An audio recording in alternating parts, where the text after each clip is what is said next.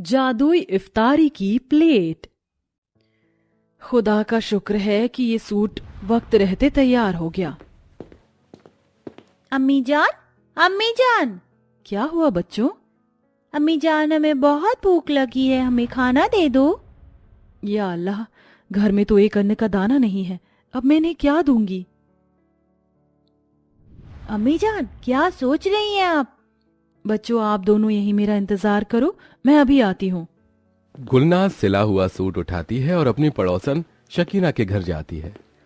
अस्सलाम वालेकुम सकीना बाजी, ये लीजिए आपका सूट। सूट तो तुमने बहुत अच्छा सिला है, ये लो तुम्हारे 200 रुपए। सकीना बाजी, इस सूट की बात तो 400 रुपए में हुई थी, तो आप मुझे 200 रुपए क्यों दे रही हैं? अरे सूट में क्या ही काम था, सादा सिंपल सा तो कपड़ा था, इसके 200 रुपए ही दूंगी मैं तुम्हें। बाजी ऐसा मत करिए, अगर आप मुझे पूरे पैसे नहीं देंगे तो मैं अपने शौहर की दवाई और बच्चों के लिए खाने का इंतजाम कैसे करूंगी? रखना है तो ये 200 रुपए रख, वरना मत रख। मजबूरन गुलनाज को 200 रुपए लेकर वहां से आ जाती है। गुलनाज 10 रुपए का आटा खरीद कर बाकी पैसों से अपने पति अहमद की दवाइयां ले आती है। ये क्या अम्मी जान, आपने हमें सिर्फ एक रोटी क्यों दी है? इस 10 रुपए के आटे में सिर्फ ये 2 रोटियां ही बन पाई। एक रोटी तुम दोनों मिलकर खा लो और एक रोटी मैंने तुम्हारे अब्बू और भाई के लिए रखी है। अम्मी जान, हम कब तक ये आधी रोटी खाएंगे?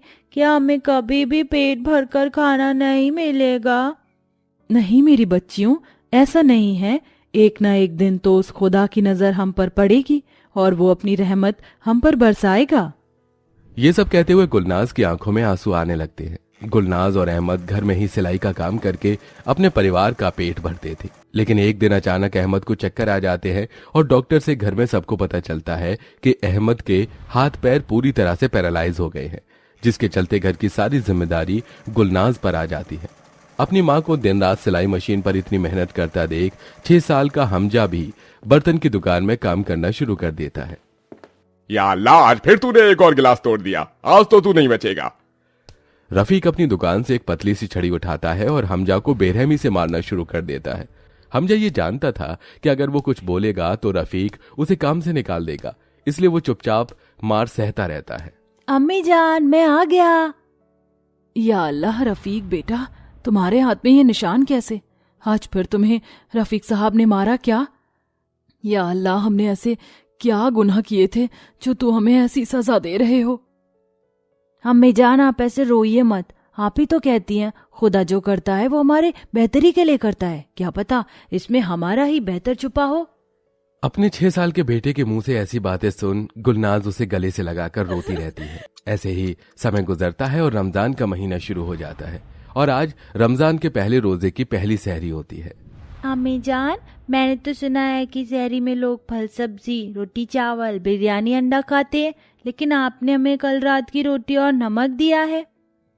मेरी प्यारी बहन, खुदा ने फरमाया है कि हमारे पास जो भी कुछ खाने के लिए हो हमें उससे ही अपनी सहरी करनी चाहिए। तुम देखना, जब तुम इस सूखी रोटी और नमक से अपनी सहरी करती हो तो तुम्हें पूरे दिन बिल्कुल भी भूख नहीं लगेगी।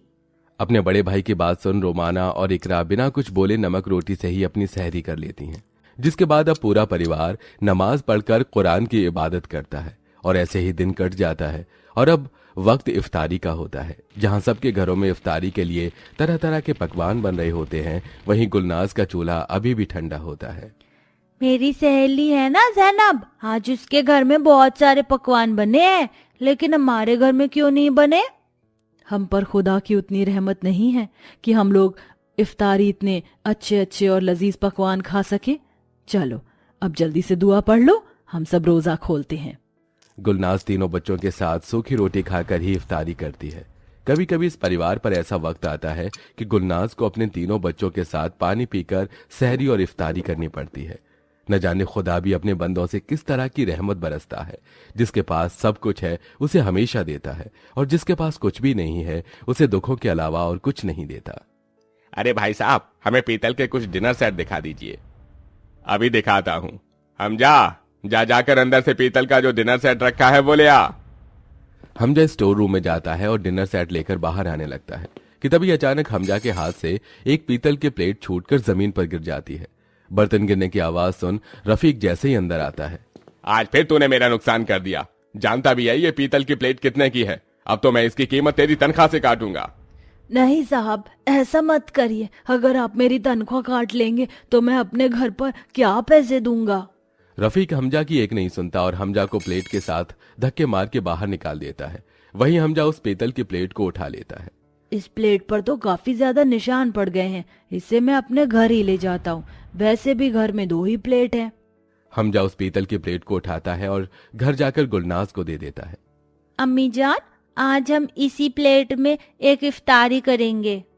हमें अच्छा खाना तो नसीब नहीं है, कम से कम अच्छी प्लेट में तो हम ये सूखी रोटी खा ही सकते हैं।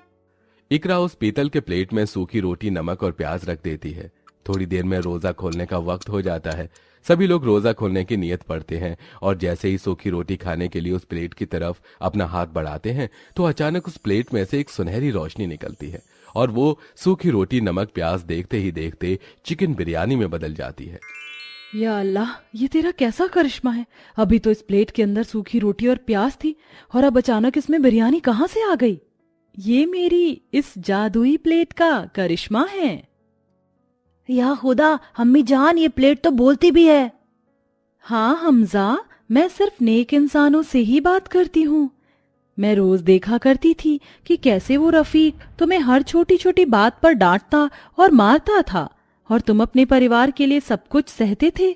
इसीलिए जब उस दिन तुम मुझे उन लोगों को ले जाकर देने वाले थे तब मैं खुद ही अपने आप गिर गई और सीधा तुम्हारे साथ तुम्हारे घर आ गई।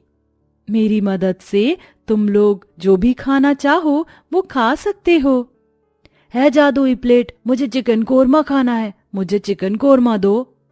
हमजा के इतना बोलते ही उस जादुई प्लेट के अंदर से सुनहरी रोशनी के साथ साथ हवा में घूमती हुई चिकन कोरमा की प्लेट निकलती है और सीधा हमजा के सामने आ जाती है। हे जादुई प्लेट, मुझे सिवाई खानी है। इकरा के बोलते ही फिर से उस प्लेट के अंदर से घूमती हुई रोशनी के साथ सेवई की कटोरी निकलती है और सीधा इकरा के सामने आ जाती है।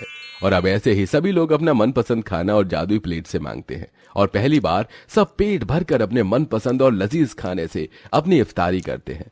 उस जादुई प्लेट की मदद से अब पूरे परिवार में कभी भी कोई भूखा नहीं सोता था। ए जादुई प्लेट, अपना जादू दिखाओ और इस पूरे दस्तरखान को पकवानों से भर दो। इस जादुई प्लेट की मदद से हम लोग तो भरपेट खाना खा लेते हैं, लेकिन अब क्यों ना हम इसे अपनी रोजी रोटी का सहारा बनाएं। जादुई प्लेट की मदद से हम तरह तरह के पकवान इससे ले सकते हैं और बाजार में जाकर हम इसे बेचेंगे। क्या पता इसी की मदद से हम लोग तुम्हारे अब्बू के लिए पैसे इकट्ठा कर पाएं और जल्द से जल्द उनका अच्छे से इलाज करवा पाएं। गुलनाज उस जादुई प्लेट की मदद से तरह तरह के पकवान लेती है और बाजारों में जाकर उसे बेचती है। अरे भाई, तुम तो सच में बहुत बढ़िया कबाब बनाती हो। और बिरयानी तो मैंने आज तक 5 स्टार होटल में भी नहीं खाई है लगता है। जिन लोगों के पास पैसे थे वो पैसे देकर खाने पीने की चीज ले लिया करते थे, लेकिन जो लोग बूढ़े बेसहारा थे गुलनाज उन्हें मुफ्त में ही खाना दिया करती थी। ये लीजिए अम्मा, आप ये बिरयानी खा लीजिए और आपको इसके पैसे देने की कोई जरूरत नहीं है। अल्लाह तुम पर अपनी रहमत यूं ही बरसाए। गुलनाज की इसी नेकी और उस जादुई प्लेट की मदद से गुलनाज की गरीबी के हालात अब जाने लगते हैं और अब सिर्फ कुछ ही महीनों में गुलनाज इतने पैसे जोड़ लेती है कि वो अहमद का एक अच्छे डॉक्टर से इलाज करवा पाती है और कुछ समय में अहमद भी अब बिल्कुल पहले की तरह ठीक हो जाता है। सुनिए, खुदा के फजलो करम से आज हमारे पास सब कुछ है, इसलिए मैं सोच रही थी अब ये जादुई प्लेट हम किसी जरूरतमंद को दे दें। तुम्हारा ख्याल तो बहुत नेक है। हम किसी जरूरतमंद इंसान को ढूंढकर जल्द ही ये जादुई प्लेट उसे दे देंगे। अहमद और गुलनाज अब अपना खुद का एक बहुत बड़ा सिलाई का बुटीक और एक छोटा सा रेस्टोरेंट खोल लेती है, जिससे अब उनके परिवार का गुजारा काफी अच्छे से चलता है। और ऐसे ही एक दिन, खुदा के लिए मुझे कुछ चंद रुपए दे दीजिए, मेरा बच्चा 2 दिन से भूखा है, मुझ पर ना सही इस पर अपनी रहमत बरसाइए। बाजी, आप ये प्लेट रखिए, मैं इस प्लेट का क्या करूंगी। ये कोई मामूली नहीं बल्कि खुदा की रहमत से एक जादुई प्लेट है और अब ये आपके और आपके बच्चे का सहारा बनेगी। गुलनाज उस गरीब औरत को वो जादुई प्लेट दे देती है और अब वो जादुई प्लेट उस गरीब औरत की भी मदद करती है। खुद पर अपना यकीन और अपनी नेकी की वजह से आज गुलनाज और उसका परिवार खुदा के करम से एक बहुत अच्छी जिंदगी जी रहा था। इसलिए दोस्तों, हमारी जिंदगी में चाहे कितनी भी मुश्किलात आ जाएं, लेकिन हमें कभी भी खुदा पर से अपना यकीन नहीं हटाना चाहिए और सच्चे दिल से उसकी इबादत करनी चाहिए।